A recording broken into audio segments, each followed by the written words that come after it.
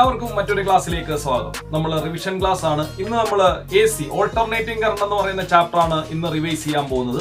ഇതിനകത്തിലെ previous questions നോക്കാം. അപ്പം AC-യിൽ നമുക്ക് ഫേസർ ഡയഗ്രാം പഠിക്കണം. അതുപോലെ തന്നെ പിന്നീട് പഠിക്കേണ്ടത് അതായത് റെസിസ്റ്റർ മാത്രമുള്ള AC സർക്യൂട്ട്, ഇൻഡക്ടർ മാത്രമുള്ള ഒരു AC സർക്യൂട്ട്, കപ്പാസിറ്റർ മാത്രമുള്ള AC സർക്യൂട്ട്, ഇതിന്റെ എല്ലാം പവറിനെയും കൂടെ ഡെറിവേഷൻ പഠിക്കണം അല്ലേ. അപ്പോൾ ഇത്രയും കാര്യങ്ങളൊക്കെ നമ്മൾ ഈ ചാപ്റ്ററിനകത്ത് പഠിക്കണം. പിന്നെ ട്രാൻസ്ഫോമർ, ഇത്രയും പോർഷൻസ് ആണ് ഫോക്കസ് ഏരിയയുമായി ബന്ധപ്പെട്ട് വരുന്നത്. അപ്പോൾ ഇതുമായിട്ട് ബന്ധപ്പെട്ട ക്വസ്റ്റ്യൻസ് നമുക്ക് നോക്കാം. അപ്പോൾ ഫോക്കസ് ഏരിയ വിട്ടുള്ള ചില ക്വസ്റ്റ്യൻസ്, സീരീസ് LCR സർക്യൂട്ട് ഒക്കെ നിങ്ങൾക്ക് പറ്റുമെങ്കിൽ ഒന്ന് നോക്കിക്കൊണ്ടു പോവുക. ചിലപ്പോൾ നമുക്ക് അത് ആൻസർ ചെയ്യാൻ പറ്റുന്നതാണ്. അതുപോലെ റെസൊണൻസ് ഒന്ന് നോക്കിക്കൊണ്ടു പോവുക. അങ്ങനെയുള്ള പോർഷൻസ് ഫോക്കസ് ഏരിയ വിട്ടും കൂടെ നിങ്ങളൊന്ന് നോക്കാൻ ശ്രമിക്കുക. നമ്മുടെ ഫസ്റ്റ് ക്വസ്റ്റ്യനിലേക്ക് പോവാം. ക്വസ്റ്റ്യൻ ഇതാണ്: A student connect an AC source of EMF V is equal to V0 sin omega t to a circuit having a capacitor of capacitance C as shown below. ഒരു ഡയഗ്രാം തന്നിട്ടുണ്ട്. Then question A: if the instantaneous current from AC source is 10 sin 314 t ampere, what will be the effective current in the circuit? അല്ലേ, അതായത് ഇതിലൂടെയുള്ള current തന്നിട്ടുണ്ട്. Current instantaneous current ആണ്. Current I is equal to 10 sin 314 t. ഇതാണ് instantaneous current. അങ്ങനെയാണെങ്കിൽ എന്താണ് effective current? ഒരു AC സർക്യൂട്ടിലെ effective current ആയിട്ട് നമ്മൾ എടുക്കുന്നത് അതിന്റെ RMS വാല്യൂവിനെയാണ്. അപ്പോൾ RMS value of current IRMS is equal to I0 അല്ലെങ്കിൽ IM by √2. ഇതാണ് അതിന്റെ ഇക്വേഷൻ. ഇനി എന്താണ് I0 അല്ലെങ്കിൽ IM എന്ന് പറയുന്നത്? പീക്ക് കറണ്ട് ആണ്. ഇവിടെ നോക്കിയാൽ അറിയാം, പീക്ക് കറണ്ട് എന്ന് പറയുന്നത് I0 എന്ന് പറയുന്നത് 10 ആംപിയർ ആണ് അല്ലെ. അങ്ങനെയാണെങ്കിൽ ഇഫക്റ്റീവ് കറണ്ട് 10 by √2. ഇതാണ്, ഇത്രയും ആംപിയർ ആണ് ഇവിടെ RMS വാല്യൂ ഓഫ് കറണ്ട് എന്ന് പറയുന്നത്. ദെൻ നമ്മുടെ ക്വസ്റ്റ്യൻ ബിയിലേക്ക് പോകാം. ബി ഇതാണ്: if he replaced the AC source by a DC source and connected to a bulb in the above circuit, whether the bulb glows or not, justify your answer. അതായത് ഒരാള് ഇതിലെ AC source മാറ്റിയിട്ട് അവിടെ DC source connect ചെയ്തു, ഒരു cell connect ചെയ്തു, എന്നിട്ട് നമ്മളൊരു ബൾബ് ഇവിടെ കണക്ട് ചെയ്തു.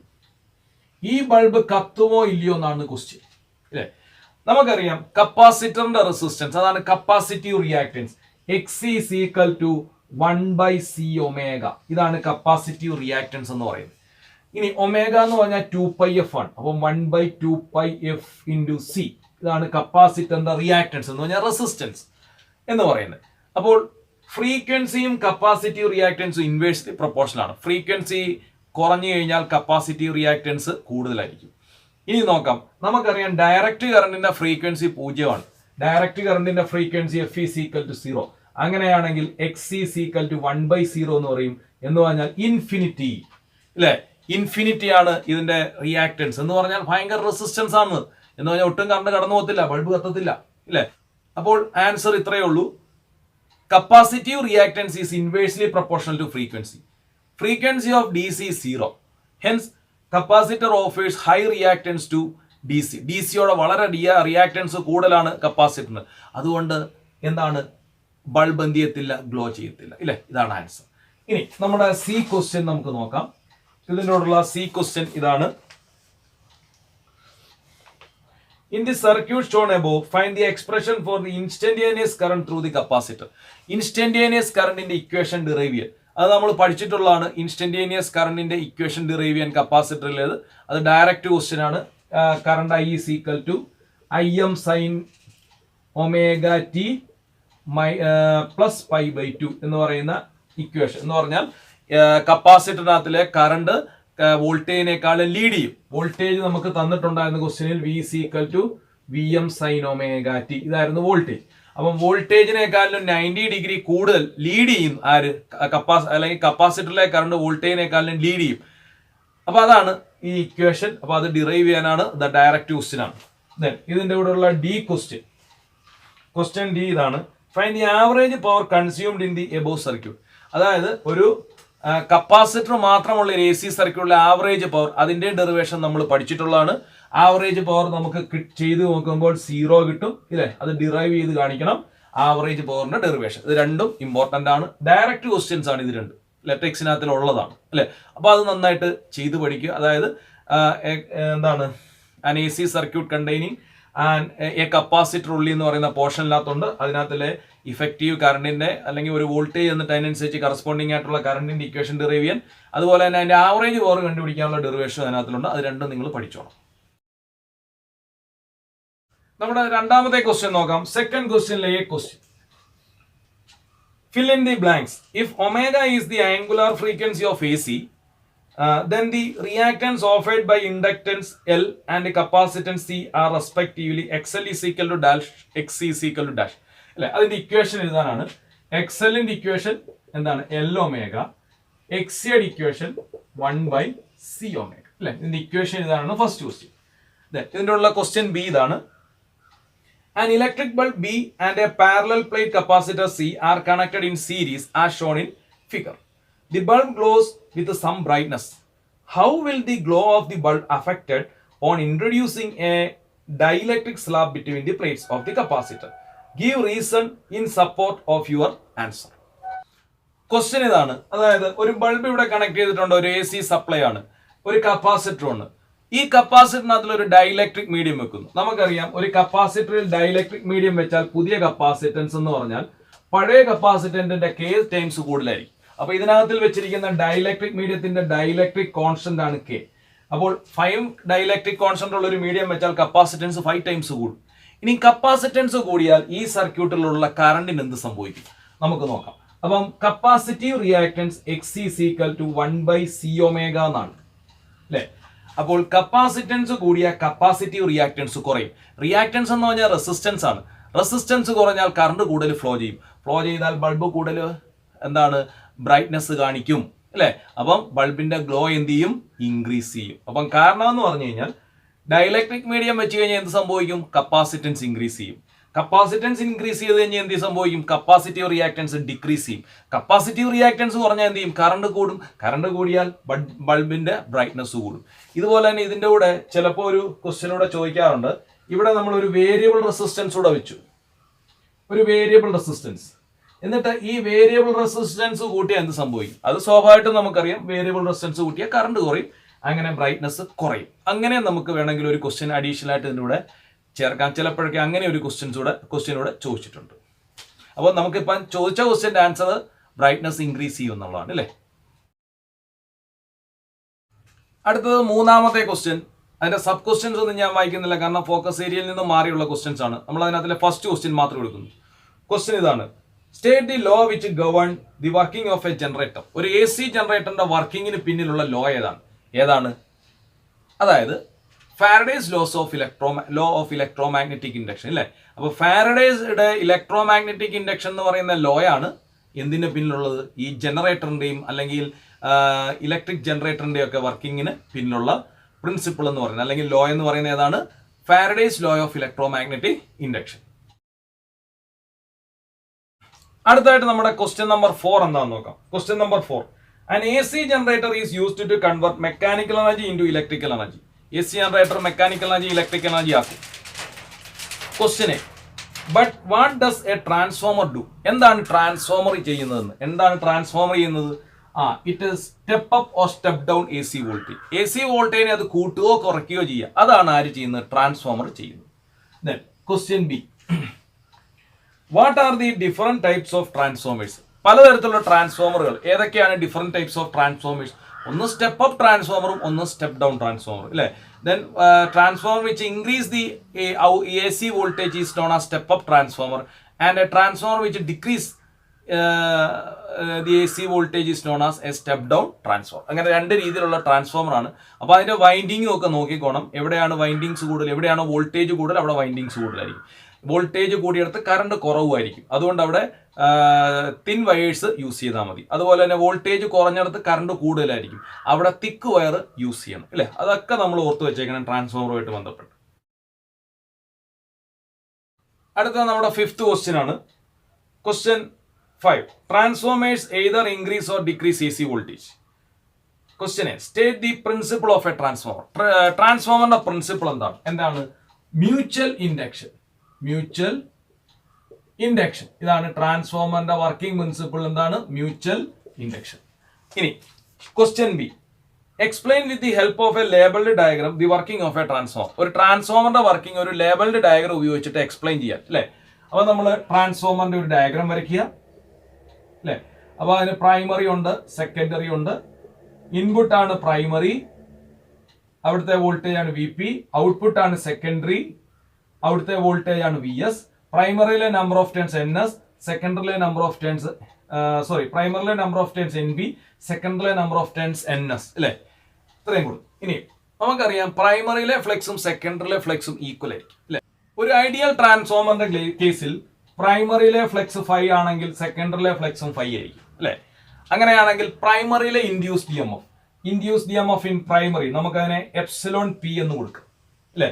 ഫാരഡേയുടെ ലോ അനുസരിച്ച് മൈനസ് d∅dt. ഇതാണ് ഇക്വേഷൻ അല്ലെ. ഇനി പ്രൈമറിയിലെ നമ്പർ ഓഫ് ടേൺസ്, ഇത് ഒരു ടേണുമായി ബന്ധപ്പെട്ട ഫ്ലെക്സ് ആണ്. അപ്പം എൻ ബി ആണ് പ്രൈമറിയിലെ നമ്പർ ഓഫ് ടേൺസ്. അങ്ങനെയാണ് എൻ ബി ഇൻറ്റു എന്ന് എഴുതണം. ഇനി സെക്കൻഡറിയിലെ ഇൻഡ്യൂസ്ഡ് ഇഎംഎഫ്, സെക്കൻഡറിയിലെ ഫ്ലെക്സും 5 തന്നെയാണ്. അങ്ങനെയാണെങ്കിൽ epsilon S is equal to d∅dt എന്ന് തന്നെ എഴുതാം അല്ലെ. പക്ഷേ സെക്കൻഡറിയിലെ നമ്പർ ഓഫ് ടേൺസ്, ഒരു ടേണുമായി ബന്ധപ്പെട്ട ഫ്ലെക്സ് ആണ് d∅dt, rate of change of flex ആണ് d∅dt. സെക്കൻഡറിയിൽ എൻ എസ് ടേൺസ് ഉണ്ട്, അപ്പോൾ മൈനസ് എൻ എസ് ഇൻറ്റു എന്ന് എഴുതണം അല്ലെ. ഇനി നമ്മൾ ഈ ഇക്വേഷൻ നമ്മൾ ഡിവൈഡ് ചെയ്യുക. Epsilon P by epsilon S is equal to, right side നമ്മൾ ഡിവൈഡ് ചെയ്യുമ്പോൾ d∅dt d∅dt ക്യാൻസൽ ആയി പോകും അല്ലെ. മൈനസും മൈനസും കൂടെ പ്ലസ് ആവും, എന്നിട്ട് N B by N S എന്നാവും അല്ലെ. ഇനി എപ്സിലോൺ പിക്ക് പകരം നമുക്ക് പ്രൈമറിയിലെ വോൾട്ടേജ് വി പി കൊടുക്കാം. Epsilon S E M F ആണ്, അതിന് പകരം സെക്കൻഡറിയിലെ വോൾട്ടേജ് വി എസ് കൊടുക്കാം. അപ്പൊ അങ്ങനെയാണെങ്കിൽ എപ്സിലോൺ പിക്ക് പകരം വി പി എന്ന് കൊടുത്തു, എപ്സിലോൺ എസിന് പകരം വി എസ് എന്ന് കൊടുത്തു. അപ്പൊ നമ്മുടെ ഇക്വേഷൻ ഇതായി, V P by V S is equal to N B by N S അല്ലെ. അപ്പം ഇത്ര എഴുതി വെച്ചാൽ നമ്മുടെ ആൻസർ ആയി. ഇനി ക്വസ്റ്റ്യൻ സി, ഇതിന്റെ സി ക്വസ്റ്റ്യൻ ഇതാണ്. Explain briefly any 3 energy losses in a transformer. ഒരു ട്രാൻസ്ഫോമറിലെ എനർജി ലോസസ് എക്സ്പ്ലെയിൻ ചെയ്യാൻ. ഒന്നാമത്തെ എന്താണ്? ജൂൾ ലോസ് ആണ്, അല്ലെങ്കിൽ കോപ്പർ ലോസ് എന്നൊക്കെ പറയാം അല്ലെ. It is due to the resistance of the copper wire used in the transformer, അല്ലെങ്കിൽ ട്രാൻസ്ഫോമർ വയർ. അപ്പം ഒരു ട്രാൻസ്ഫോമറിലെ വയറിന്റെ റെസിസ്റ്റൻസ് കാരണമുള്ള ലോസ് ആണ് ജൂൾ ലോസ് എന്ന് പറയുന്നത്. കാരണം റെസിസ്റ്റൻസ് കൂടിയ വയറാണെങ്കിൽ എന്ത് സംഭവിക്കും? ഹീറ്റ് ഉണ്ടാവും, അങ്ങനെ എനർജി നഷ്ടപ്പെട്ടു പോകും. അപ്പോൾ അത് കുറയ്ക്കാൻ വേണ്ടി എന്ത് ചെയ്യണം? തിക്ക് കോപ്പർ വയേഴ്സ് യൂസ് ചെയ്യണം. ഇനി മറ്റൊരു ലോസ് ആണ് loss due to flux leakage. നമ്മളിവിടെ പ്രൈമറിയിലെ ഫ്ലെക്സും സെക്കൻഡറി ഫ്ലെക്സും ഒക്കെ 5 എന്ന് എഴുതി, പക്ഷേ പ്രൈമറിയിൽ കൊടുക്കുന്ന ഫ്ലെക്സ് മുഴുവൻ സെക്കൻഡറി വരത്തില്ല, കുറച്ച് നഷ്ടപ്പെട്ടു. അതാണ് ഫ്ലെക്സ് ലീക്കേജ്. അപ്പോൾ അത് മിനിമൈസ് ചെയ്യാൻ വേണ്ടി പ്രൈമറി സെക്കൻഡറി ഇപ്പം 2 ആയിട്ടല്ലേ വൈൻഡ് ചെയ്തിരിക്കുന്നത്. അപ്പം അത് കുറയ്ക്കാൻ വേണ്ടി പ്രൈമറിയും സെക്കൻഡറിയും ഒറ്റ കോറിൽ നമ്മൾ വൈൻഡ് ചെയ്യും. അത് അപ്പോൾ ആ ഫ്ലെക്സ് ലീക്കേജ് കാരണമുള്ള ലോസ് കുറയും. പിന്നെ ഒരു എനർജി ലോസ് ആണ് എഡി കറന്റ് ലോസ് അല്ലെ. ട്രാൻസ്ഫോമറിന്റെ കോറിൽ എഡി കറന്റ് ഇങ്ങനെ സർക്കുലേറ്റ് ചെയ്യുന്ന കാരണം ലോസ് ഉണ്ടാകും, അതാണ് എഡി കറന്റ് ലോസ്. അത് മിനിമൈസ് ചെയ്യാൻ ലാമിനേറ്റഡ് കോർ ഉപയോഗിച്ചാൽ മതി. ഇതൊക്കെ എക്സാമിന് ചോദിക്കാം. പിന്നെ മറ്റൊരു ലോസ് ആണ് ഹിസ്റ്റെറിസിസ് ലോസ്. അപ്പം ഒരു ട്രാൻസ്ഫോമറിലൂടെ എ സി കടന്നു പോകുമ്പോൾ എ സി ഇങ്ങനെ ഡയറക്ഷൻ ഒക്കെ മാറിയാവുന്നത്. അപ്പോൾ ഈ ട്രാൻസ്ഫോമറിന്റെ കോർ മാഗ്നറ്റ് ആകും, ഡിമാഗ്നറ്റൈസ് ചെയ്യും, പിന്നെ ഓപ്പോസിറ്റ് പോളാരിറ്റിയിൽ മാഗ്നറ്റൈസ് ചെയ്യും, ഇങ്ങനെ അങ്ങോട്ട് സംഭവിച്ചുകൊണ്ടിരിക്കും. അപ്പോൾ ഒരു സൈക്കിൾ ഓഫ് മാഗ്നറ്റൈസേഷൻ വരും അല്ലേ.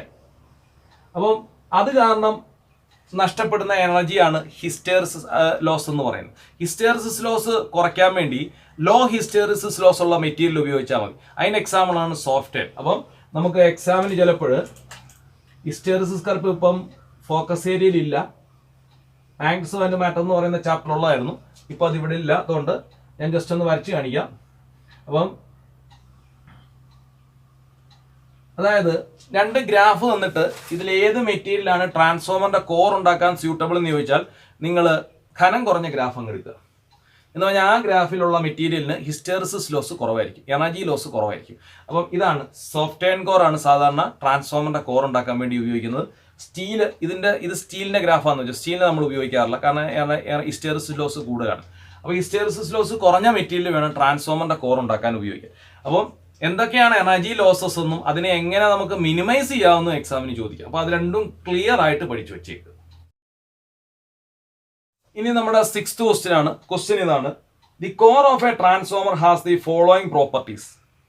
Core is laminated, hysteresis loop is narrow.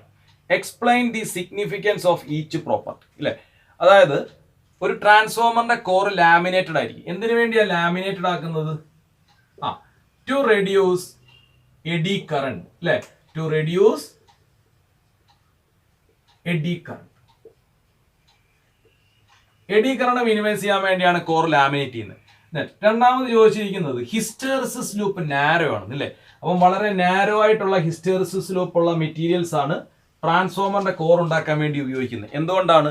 To reduce hysteresis loss. Hysteresis loss കുറയ്ക്കാൻ. Reduce hysteresis loss. Hysteresis loss കുറയ്ക്കാൻ വേണ്ടിയാണ് ഹിസ്റ്റെറിസിസ് ലൂപ്പ് നാരോ ആയിട്ടുള്ള മെറ്റീരിയൽസിനെ നമ്മൾ യൂസ് ചെയ്യുന്നത്. ഇതിന്റെ കൂടെ ഒരു ക്വസ്റ്റ്യൻ കൂടെ ഉണ്ട്, ബി ക്വസ്റ്റ്യൻ. ക്വസ്റ്റ്യൻ ഇതാണ്: what is meant by resonance in LCR circuit? എന്താണ് റെസൊണൻസ് ഇൻ LCR സർക്യൂട്ട് എന്ന്? അല്ലെ, ജസ്റ്റ് ഒന്ന് ഓർത്ത് വെക്കുക അത്. അതായത് ഒരു സീരീസ് LCR സർക്യൂട്ടിലെ ഇൻഡക്റ്റീവ് റിയാക്ടൻസും കപ്പാസിറ്റീവ് റിയാക്ടൻസും ഈക്വൽ ആയ, അല്ലെ, ഇറ്റ്സ് റെസിസ്റ്റൻസ് ഈസ് മിനിമം, അല്ലെങ്കിൽ ഇറ്റ്സ് ഇംപിഡൻസ് ഈസ് മിനിമം. അതിന്റെ ഇംപിഡൻസ് മിനിമം ആവും. ടോട്ടൽ ഇംപിഡൻസ് എന്ന് പറഞ്ഞാൽ റെസിസ്റ്ററിന്റെ വാല്യൂന് ഈക്വൽ ആവും. Hence it admit maximum current through it. അപ്പോൾ ഈ സർക്യൂട്ട് അതിലൂടെ മാക്സിമം കറണ്ടിനെ കടത്തിവിടും. Then the circuit is said to be at resonance. അപ്പോൾ നമുക്ക് പറയാം ഈ സർക്യൂട്ട് റെസൊണൻസിലാണ്. അപ്പോൾ റെസൊണൻസ് എന്ന് പറഞ്ഞാൽ എന്താണ്? ഒരു സീരീസ് LCR സർക്യൂട്ടിൽ ഇൻഡക്ടർ കൊടുക്കുന്ന റെസിസ്റ്റൻസും കപ്പാസിറ്റർ കൊടുക്കുന്ന റെസിസ്റ്റൻസും ഈക്വൽ ആയാൽ അത് നമുക്ക് ക്യാൻസൽ ആയി, എന്നിട്ട് അതിനകത്തിലൂടെ പരമാവധി കറണ്ട് കടന്നു പോകും. അപ്പോൾ നമ്മൾ പറയും ഈ സീരീസ് LCR സർക്യൂട്ട് റെസൊണൻസിലാണെന്ന്. അപ്പോൾ ടോട്ടൽ ഇംപിഡൻസ് എന്ന് പറഞ്ഞാൽ ടോട്ടൽ റെസിസ്റ്റൻസ് 3 ഡിവൈസ് ഉണ്ട് അതിനകത്ത്, അല്ലേ? അത് റെസിസ്റ്റർ ഉണ്ട്, കപ്പാസിറ്റർ ഉണ്ട്, ഇൻഡക്ടർ ഉണ്ട്. അപ്പോൾ ടോട്ടൽ റെസിസ്റ്റൻസ് എന്ന് പറയുന്നത് റെസിസ്റ്ററിന്റെ റെസിസ്റ്റൻസിന് ഈക്വൽ ആവും. അപ്പൊ അതാണ് Z is equal to R എന്ന് പറയുന്നത്. അതാണ് റെസൊണൻസ് എന്ന് പറയുന്നത്. ജസ്റ്റ് ഒന്ന് അറിഞ്ഞിരിക്കുക. അടുത്ത നമ്മുടെ ക്വസ്റ്റ്യൻ നമ്പർ 7 ആണ്. ചെറിയൊരു ക്വസ്റ്റ്യൻ ആണ്. The electrical analogue of mass is diode, capacitance, inductance, resistance. അതായത് ഇലക്ട്രിസിറ്റിയിലെ അല്ലെങ്കിൽ ഇലക്ട്രിസിറ്റിയിൽ നമ്മുടെ മാസിനോട് ഉപമിക്കാൻ പറ്റുന്ന ആൾ ആരാണ്? അല്ലെ, ഇലക്ട്രിസിറ്റിയിൽ മാസിനോട് ഉപമിക്കാൻ പറ്റുന്ന ആൾ ആരാണ്? ശരിക്കും നമ്മൾ ഇലക്ട്രോ മാഗ്നറ്റിക് ഇൻഡക്ഷൻ എന്ന് പറയുന്ന ചാപ്റ്ററിൽ പഠിച്ചിട്ടുണ്ട്. ബാക്ക് EMF എന്ന് പറയുന്ന ഒരു സാധനമുണ്ട്, അല്ലേ? അതായത് ബാക്ക് EMF കാരണം കൊടുക്കുന്ന കറണ്ട് കുറയും, അല്ലെ? എന്ന് പറഞ്ഞ പോലെ നമ്മളൊരു സാധനം മൂവ് ചെയ്യുമ്പോൾ അതിന്റെ മോഷനെ ഒപ്പോസ് ചെയ്യുന്ന ആളാണ് ഇനേർഷ്യ. അപ്പൊ ഇനേഷ്യയ്ക്ക് പകരക്കാരനായിട്ട് ഇലക്ട്രിസിറ്റിയിൽ വരുന്ന ആളാണ് ബാക്ക് EMF. എന്തുകൊണ്ടാണ് ഇനേഷ്യ ഉണ്ടാകുന്നത്? മാസ് കൊണ്ടാണ്, ഇല്ലേ? മാസ് ഉള്ളവർക്കാണ് ഇനേഷ്യ കൂടുതൽ, മാസ് കൂടിയ ഇനേഷ്യ കൂടും എന്ന് പറഞ്ഞ പോലെ ബാക്ക് EMF ഉണ്ടാകാൻ കാരണം ഇൻഡക്റ്റൻസ് ആണ്, ഇല്ലേ? അപ്പൊ മാസിന് പകരക്കാരനായിട്ട് ഇലക്ട്രിസിറ്റിയിൽ വരുന്ന ആരാണ്? ഇൻഡക്റ്റൻസ് ആണ്. ശ്രദ്ധിച്ചോണം. അപ്പൊ മാസിന് അനലോഗായിട്ട് ഇലക്ട്രിസിറ്റിയിൽ വരുന്ന ആളാണ് ഇൻഡക്റ്റൻസ് L എന്ന് പറയുന്ന ആൾ. അപ്പൊ അത് ചിലപ്പോഴൊക്കെ എക്സാമിന് ചോദിച്ചിട്ടുള്ളതാണ്, 1 മാർക്ക് ക്വസ്റ്റ്യൻ ആണ്. അത് പഠിച്ചോണം. ഇതിന്റെ കൂടെ മറ്റൊരു ക്വസ്റ്റ്യനോടെ നമുക്ക് നോക്കാം. The SI unit of inductive reactance is dash. അതായത് ഇൻഡക്റ്റീവ് റിയാക്ടൻസിന്റെ SI യൂണിറ്റ് എന്താണ്? കുറെ ഓപ്ഷൻസ് തന്നിട്ടുണ്ട്. Henry, ohms, volt, no unit, അല്ലെ? ഇൻഡക്റ്റീവ് റിയാക്ടൻസ്, ഇൻഡക്ടർ കൊടുക്കുന്ന റെസിസ്റ്റൻസിനെയാണ് ഇൻഡക്റ്റീവ് റിയാക്ടൻസ് എന്ന് വിളിക്കുന്നത്, അല്ലെ? റിയാക്ടൻസ്, റെസിസ്റ്റൻസ് എല്ലാത്തിന്റെ യൂണിറ്റ് ഓം ആണ്, അല്ലെ? അപ്പം എല്ലാ റെസിസ്റ്റൻസിന്റെയും, ഇൻഡക്ടർ കൊടുക്കുന്ന റെസിസ്റ്റൻസ് ആയാലും കപ്പാസിറ്റർ കൊടുക്കുന്ന റെസിസ്റ്റൻസ്, അതിനാണ് കപ്പാസിറ്റീവ് റിയാക്ടൻസ് എന്ന് പറയുന്നത്. അതിന്റെ എല്ലാം യൂണിറ്റ് എന്താണ്? ഓം ആണ്. ശ്രദ്ധിച്ചോണം, ഓം ആണ് അതിന്റെ എല്ലാം യൂണിറ്റ്. നമ്മുടെ അടുത്ത question number 8. The phasor diagram of the alternating voltage across an unknown device X and current flow through it are shown below. നമുക്കറിയാൻ വയ്യാത്ത ഏതോ ഒരു ഡിവൈസ്, അതിന്റെ വോൾട്ടേജും കറണ്ടും തമ്മിലുള്ള ഫേസർ ഡയഗ്രാം കൊടുത്തിട്ടുണ്ട് ക്വസ്റ്റ്യനെ. Identify the device X. അപ്പൊ ഇതിനകത്ത് നമ്മൾ നോക്കുമ്പോൾ അറിയാം, വോൾട്ടേജ് ആണ് V, കറണ്ട് ആണ് I. രണ്ടും ഇൻ ഫേസ് ആണ്. എന്ന് പറഞ്ഞാൽ രണ്ടിനും ഇവിടെ നിന്നുള്ള ആംഗിൾ ω t ആണ്, അല്ലെ? കറണ്ടിന്റെ ആംഗിൾ നമുക്ക് current I is equal to I0 അല്ലെങ്കിൽ Im sin ω t എന്ന് എഴുതാം. അതുപോലെ voltage V is equal to Vm sin ω t എന്ന് എഴുതാം. കാരണം രണ്ടിനും ഇവിടെ നിന്നുള്ള ആംഗിൾ ω t ആണ്. കറണ്ടും വോൾട്ടേജും ഇൻ ഫേസിലാണ്, ഒറ്റ ലൈനിലല്ലേ വരച്ചിരിക്കുന്നത്. കറണ്ടും വോൾട്ടേജും ഇൻ ഫേസിലാകുന്ന ആർക്കാണ്? റെസിസ്റ്ററിനാണ്. അതുകൊണ്ട് എക്സ് എന്ന് പറയുന്ന ഈ ഡിവൈസ് എന്താണ്? റെസിസ്റ്റർ ആണ്. റെസിസ്റ്റർ, അത് നമ്മൾ ഐഡന്റിഫൈ ചെയ്യും. ഇനി ഇതിന്റെ B question, draw the graphical variation of current and voltage with ω t through this device. അതായത് ഇതിന്റെ ഗ്രാഫിക്കൽ റെപ്രസെന്റേഷൻ കൊടുക്കുക, വോൾട്ടേജിന്റെയും കറണ്ടിന്റെയും ഗ്രാഫിക്കൽ റെപ്രസെന്റേഷൻ. നമുക്കറിയാം രണ്ടുപേരും ഇൻ ഫേസ് ആണ്. അപ്പൊ നമുക്കൊരു ഗ്രാഫ് വരയ്ക്കാം, വോൾട്ടേജ് ഓർ കറണ്ട്. അപ്പം വോൾട്ടേജിന്റെ ഗ്രാഫ് ഞാൻ ആദ്യം പറയാം. വോൾട്ടേജ് അല്ല നീളം കൂടിയ ലൈൻ, അപ്പം വോൾട്ടേജിന്റെ കൂടുതലാണ് അല്ലേ. അപ്പൊ ഇതാണ് വോൾട്ടേജിനെ കാണിക്കുന്ന ലൈൻ. ഇത് 0 ആണ്, സൈൻ അല്ലേ പോകുന്നത്. അപ്പോൾ sine 0 0, sine π/2 maximum, sine π 0, sine 3π/2 negative ആണ്, പിന്നെ സൈൻ 2π 0, ഇങ്ങനെ വരും. ഇതാണ് വോൾട്ടേജിനെ കാണിക്കുന്ന ഗ്രാഫ്. ഇനി കറണ്ടും വോൾട്ടേജിനും ഒരേ ആംഗിൾ ആണ്, രണ്ടും ഇൻഫേസ് ആണ്. പക്ഷേ വോൾട്ടേജിലെ കൂടുതലും കറണ്ട് കുറവാണ്. അപ്പൊ നീളം കുറഞ്ഞ രീതിയിൽ അല്ലെങ്കിൽ ഹൈറ്റ് കുറഞ്ഞ രീതിയിൽ കറണ്ടിന്റെ വരയ്ക്കാം. അപ്പൊ ഞാൻ ഡോട്ടർ ലൈൻ ഇട്ട് വരച്ചു. ഇതാണ് കറണ്ടിനെ കാണിക്കുന്ന ഗ്രാഫ് അല്ലെ. അപ്പം വോൾട്ടേജ് 0 ആയപ്പം കറണ്ടും 0 ആയി. വോൾട്ടേജ് മാക്സിമത്തിൽ ചെന്നപ്പം കറണ്ടും മാക്സിമത്തിൽ ചെന്നു. വോൾട്ടേജ് വീണ്ടും 0 ആയപ്പം കറണ്ടും 0 ആയി. വോൾട്ടേജ് നെഗറ്റീവ് വന്നപ്പം കറണ്ടും നെഗറ്റീവ് വന്നു.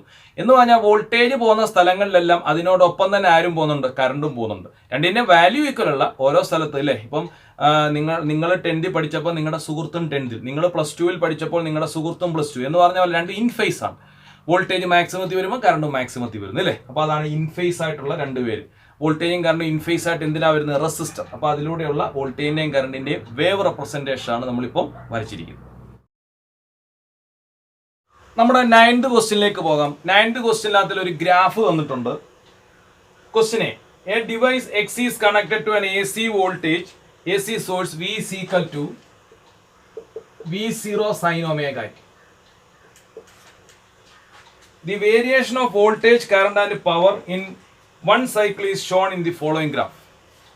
Question A, identify the device X. അല്ലേ, അതായത് ഇതിനകത്തിൽ ഒരു ഗ്രാഫാണ്. ഈ ഗ്രാഫിനകത്തിൽ വോൾട്ടേജും കറണ്ടും പവറും ആണ് തന്നിരിക്കുന്നത്. ഏതോ ഒരു ഡിവൈസിലൂടെ പോകുന്നത്. അപ്പോൾ ആ ഡിവൈസ് നമ്മൾ ഐഡന്റിഫൈ ചെയ്യണം. പിന്നെ question B, which of the curve A B and C represent the voltage, current and power consumed in the circuit, justify your answer അല്ലേ.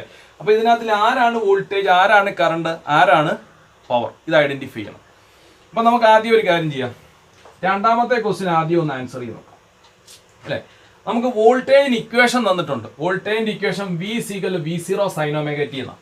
അപ്പൊ സൈനിലാണ് വോൾട്ടേജ് വരുന്നത്. അപ്പൊ സൈൻ 0 0 ആണ്. അപ്പം ഈ ഗ്രാഫിലും 0ക്ക് 0 വരുന്നു. പിന്നെ സൈൻ 90 മാക്സിമം ആണ്. സൈൻ 90 മാക്സിമം ഈ ഗ്രാഫിനെ വരുന്നുള്ളൂ. അതുകൊണ്ട് സൈനിൽ കൃത്യമായിട്ട് പോയിരിക്കുന്നത് ഈ ഗ്രാഫാണ് അല്ലെ. സൈനിൽ കൃത്യമായിട്ട് പോയിരിക്കുന്നത് ഈ ഗ്രാഫാണ്, എന്ന് പറഞ്ഞാൽ ബി എന്ന് പറയുന്ന ഗ്രാഫാണ്. അതുകൊണ്ടാണ് വോൾട്ടേജിന്റെ ഗ്രാഫ് ആയിരിക്കും ബി. അപ്പം ബി വോൾട്ടേജിനെ കാണിക്കും. ഇനി അങ്ങനെയാണെങ്കിൽ അതിന് ഓപ്പോസിറ്റ് ഫേസിൽ വരുന്നത് ഈ ഡോട്ടർ ലൈൻ നോക്കിയേ. 0 ആകുമ്പോൾ ഇവിടെ മാക്സിമം, 0ക്ക് അല്ലെങ്കിൽ π/2ന് 0 ഇങ്ങനെ വരുന്നത് അല്ലേ. എന്ന് പറഞ്ഞാൽ കോസിന്റെ ഗ്രാഫാണ് വരുന്നത്. അപ്പൊ നമ്മൾ നോക്കുമ്പോൾ അറിയാം ഇവിടെ വോൾട്ടേജ് 0 അല്ലെങ്കിൽ ഇവിടെ വോൾട്ടേജ് മാക്സിമത്തിലെത്തി. പക്ഷെ ഇവിടെ ഇയാൾ അതിനു മുമ്പേ 90 ഡിഗ്രി മുന്നിൽ വെച്ച് തന്നെ മാക്സിമത്തിലെത്തി അല്ലേ. അതുപോലെ തന്നെ വോൾട്ടേജ് ഇവിടെ വെച്ച് 0-ലെത്തി. പക്ഷെ അതിനേക്കാളും 90 ഡിഗ്രി മുന്നിൽ തന്നെ ഈ ഡോട്ടർ ലൈൻ 90 അല്ലെങ്കിൽ 0-ലെത്തി. എന്ന് പറഞ്ഞാൽ വോൾട്ടേജ് പോകുന്ന സ്ഥലങ്ങളിലൊക്കെ 90 ഡിഗ്രി മുന്നിലാണ് ഈ ഗ്രാഫ് വരുന്നത്. അതുകൊണ്ട് വോൾട്ടേജിനേക്കാളും 90 ഡിഗ്രി മുന്നിലായിരിക്കും ഈ ഗ്രാഫ്, അല്ലെങ്കിൽ ഇത് ലീഡ് ചെയ്യുന്നു എന്ന് നമുക്ക് പറയാം. അങ്ങനെയാണെങ്കിൽ ഇത് കറണ്ടിനെ കാണിക്കുന്ന ഗ്രാഫ് ആയിരിക്കും. ഏതാണ്? ഈ ഡോട്ടർ ലൈൻ മാർക്ക് ചെയ്തിരിക്കുന്ന സിക്കാണ്. അപ്പോൾ അതുകൊണ്ട് സി കറണ്ടിനെ കാണിക്കുന്ന ഗ്രാഫ് ആയിരിക്കും. ഇനി അങ്ങനെയാണെങ്കിൽ പവറിനെ കാണിക്കുന്ന ഗ്രാഫ് ആയിരിക്കും എ. എന്ന് പറഞ്ഞാൽ പവർ എന്ന് പറഞ്ഞാൽ എന്താണ്? വോൾട്ടേജ് ഇൻറ്റു കറണ്ട് ആണ് പവർ. അതായത് വോൾട്ടേജ് 0 ആയാലും പവർ 0 ആവും, കറണ്ട് 0 ആണെങ്കിലും 0 ആവും. അതുകൊണ്ടാണ് കണ്ടോ ഈ വാല്യൂ ഇവിടെ വെച്ചും 0, ഇവിടെ വെച്ചും 0. ഇവിടെ വെച്ച് വോൾട്ടേജ് 0 അല്ല, പക്ഷെ കറണ്ട് 0 ആണ്. ഇവിടെ വെച്ച് കറണ്ട് 0 അല്ല, പക്ഷെ വോൾട്ടേജ് 0 ആണ്. അപ്പോൾ അത് ഇങ്ങനെയായിരിക്കും, ഇതിൻ്റെ ഇടയിലൂടെ ഇങ്ങനെയായിരിക്കും വരുന്നത്. ആരെങ്കിലും ഒരാൾ 0 ആയ പവർ 0 ആവും അല്ലേ. ഇനി അപ്പൊ അങ്ങനെയാണെങ്കിൽ പവറിനെ കാണിക്കുന്ന എ എന്ന് പറയുന്ന ഗ്രാഫ് ആയിരിക്കും എ പവർ. ഇനി ഇവിടെ നമ്മൾ മുമ്പേ പറഞ്ഞ പോലെ ബി എന്ന് പറയുന്ന ഗ്രാഫാണ് വോൾട്ടേജിനെ കാണിക്കുന്നത്. സി എന്ന് പറയുന്ന ഡോട്ടർ ലൈൻ ഉള്ള ഗ്രാഫാണ് കറണ്ടിനെ കാണിക്കുന്നത്. അങ്ങനെയാണെങ്കിൽ ഈ കറണ്ട് വോൾട്ടേജിനേക്കാളും 90 ഡിഗ്രി മുന്നിലാണെന്ന് പറഞ്ഞു അല്ലെ. ഇവിടെ വെച്ച് കറണ്ട് മാക്സിമത്തിലെത്തി. പക്ഷെ അത് കഴിഞ്ഞ് 90 ഡിഗ്രി കഴിഞ്ഞിട്ട് ഇവിടെ വെച്ചാണ് വോൾട്ടേജ് മാക്സിമത്തിലെത്തുന്നത്. ഇവിടെ വെച്ച് കറണ്ട് 0-ൽ വന്നു. അത് കഴിഞ്ഞ് 90 ഡിഗ്രി കഴിഞ്ഞ് ഇവിടെ വെച്ചാണ് കറണ്ട് വോൾട്ടേജ് 0-ൽ വന്നത്. അപ്പൊ ഇത് മുകളിലോട്ട് വരുമ്പോൾ ഉള്ള 0, ഇത് താഴോട്ട് വരുമ്പോൾ ഉള്ള 0 ആണ്. അപ്പം കറണ്ട് ഇവിടെ വെച്ച് താഴോട്ട് വന്നപ്പം 0 ആയി. വോൾട്ടേജ് അത് കഴിഞ്ഞ് 90 ഡിഗ്രി കഴിഞ്ഞ് π/2ൽ നിന്നും 90 കൂടെ ആഡ് ചെയ്യുമ്പോൾ പൈ വരുന്നത്. അപ്പോഴാണ് വോൾട്ടേജ് 0 ആയത്. എന്ന് പറഞ്ഞാൽ വോൾട്ടേജ് എത്തുന്ന സ്ഥലങ്ങളിലെല്ലാം 90 ഡിഗ്രി ലീഡ് ചെയ്തിട്ടാണ് കറണ്ട് വരുന്നത്. കറണ്ട് ലീഡ് ചെയ്യുന്നത് കപ്പാസിറ്ററിലാണ്. അതുകൊണ്ട് എക്സ് എന്ന് പറയുന്ന ഡിവൈസ് എന്താണ്? X capacitor. എക്സ് എന്ന് പറയുന്നത് കപ്പാസിറ്ററാണ്. അപ്പൊ ഇങ്ങനത്തെ ക്വസ്റ്റ്യൻസും ഒക്കെ ചോദിക്കാം. ഇതുപോലെ തന്നെ മറ്റൊരു കാര്യം നിങ്ങൾ ശ്രദ്ധിക്കേണ്ടത്, ഇപ്പം ഇൻഡക്റ്റീവ് റിയാക്ടൻസ് എക്സെല്ലും ഇസീക്വൽ ടു എൽ ഒമേഗ. അപ്പൊ ഇത് തമ്മിലുള്ള ഗ്രാഫൊക്കെ വരയ്ക്കാൻ ചോദിക്കും. അപ്പോൾ ഇൻഡക്റ്റീവ് റിയാക്ടൻസും ഇൻഡക്റ്റൻസൂടെ ഗ്രാഫ് വരച്ചാൽ പ്രൊപ്പോർഷണൽ ആയതുകൊണ്ട് സ്ട്രെയിറ്റ് ലൈൻ ആയിരിക്കും. അല്ലെങ്കിൽ ഇൻഡക്റ്റീവ് റിയാക്ടൻസും ഒമേഗ ഫ്രീക്വൻസിയും കൂടെ ഗ്രാഫ് വരച്ചാലും സ്ട്രെയിറ്റ് ലൈൻ ആയിരിക്കും. എന്നാൽ കപ്പാസിറ്റീവ് റിയാക്ടൻസിന്റെ കേസ് അങ്ങനെയല്ല. Capacitive reactance X is equal to 1/c omega എന്നാണ്. കപ്പാസിറ്റൻസും കപ്പാസിറ്റീവ് റിയാക്ടൻസും ഇൻവേഴ്സ്ലി പ്രൊപ്പോർഷണൽ ആണ്. അപ്പൊ അതുകൊണ്ട് കപ്പാസിറ്റീവ് റിയാക്ടൻസും കപ്പാസിറ്റൻസും തമ്മിൽ ഗ്രാഫ് വരച്ചാൽ ഇൻവേഴ്സ് റിലേഷൻ ആയതുകൊണ്ട് ഗ്രാഫ് ഇങ്ങനെയായിരിക്കും വരുന്നത്. അതുപോലെ തന്നെയാണ് കപ്പാസിറ്റീവ് റിയാക്ടൻസും നമ്മുടെ ഒമേഗ ആംഗുലാർ വെലോസിറ്റിയും തമ്മിൽ ഗ്രാഫ് വരച്ചാലും ഈ ഒരു ഷേപ്പിലായിരിക്കും ഗ്രാഫ് വരുന്നത്, അല്ലേ? അപ്പൊ ഇതൊക്കെ ഒന്ന് നിങ്ങൾ ഓർത്തു വെച്ചോണം. അപ്പൊ ഇത്രയൊക്കെ ക്വസ്റ്റ്യൻസ് ആണ് നമുക്ക് ഫോക്കസ് ഏരിയയെ ബേസ് ചെയ്തിട്ട് ഈ ചാപ്റ്ററിലുള്ളത്. അപ്പം ബാക്കി ഡയറക്റ്റ് വരുന്ന ഡെറിവേഷൻസ് ഒക്കെ നിങ്ങൾ നോക്കിക്കോണം. അതായത് ഫേസർ ഡയഗ്രാം വരയ്ക്കാൻ അറിയണം. ട്രാൻസ്ഫോമറിന്റെ പ്രോബ്ലംസ് ഒക്കെ വേണമെങ്കിൽ സിമ്പിൾ ആയിട്ടുള്ള പ്രോബ്ലംസ് ഒക്കെ വേണമെങ്കിൽ ചോദിക്കാം, അല്ലെ? നമ്പർ ഓഫ് ടേൺസ് ഒക്കെ തന്നിട്ട് അല്ലെങ്കിൽ VP/VS is equal to NB/NS എന്ന് പറയുന്ന ഇക്വേഷൻ ഒക്കെ വെച്ചിട്ടുള്ള ചെറിയ സിമ്പിൾ പ്രോബ്ലംസ് ഒക്കെ വേണമെങ്കിൽ ചോദിക്കാം. അപ്പോൾ അതൊക്കെ ഒന്ന് നിങ്ങൾ ചെയ്ത് പഠിക്കുക, അല്ലേ? അപ്പോൾ ഇത്രയും കാര്യങ്ങളാണ് നമുക്ക് പ്രധാനമായിട്ടും ഈ ചാപ്റ്ററിൽ ഉള്ള പ്രീവിയസ് ക്വസ്റ്റ്യൻസ് എന്ന് പറയുന്നത്. അപ്പോൾ എല്ലാവരും നന്നായിട്ട് പഠിക്കുക. All the best. നമുക്ക് അടുത്ത ക്ലാസ്സിൽ കാണാം.